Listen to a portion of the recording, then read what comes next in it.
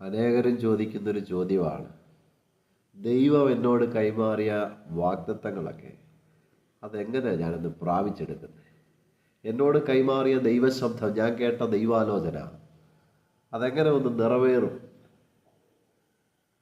അപ്പോസ്തലനായ പൗലോസിൻ്റെ ജീവിതത്തിലൂടെ ദൈവം കൈമാറിയ ദൈവിക വാഗ്ദത്തങ്ങൾ നിറവേറ്റിയത് ചുരുങ്ങിയ നിമിഷങ്ങൾ കൊണ്ട് നമുക്കൊന്ന് ചിന്തിക്കാം.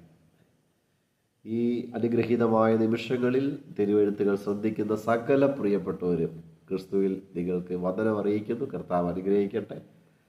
ഈ ഒരു ചാനൽ അഥവാ വചന ശുശ്രൂഷ നിങ്ങളുടെ ജീവിതത്തിൽ നിശ്ചയമായും അനുഗ്രഹമാണ്, വിടുതലാണ്. പരിശുദ്ധാത്മാവ് ഇടപെടുന്ന തിരുവെഴുത്തുകൾ നമ്മുടെ ജീവിതത്തിൽ ഏറിയ നാളുകളായി ഹൃദയത്തിലെ ചില ചോദ്യങ്ങൾ അതിനുള്ള ഉത്തരം കൂടാണ്. ദൈവം ഒരു നിയോഗം നൽകുന്നെങ്കിൽ നിശ്ചയമായിട്ടും ഇപ്പോൾ തന്നെ ഒന്ന്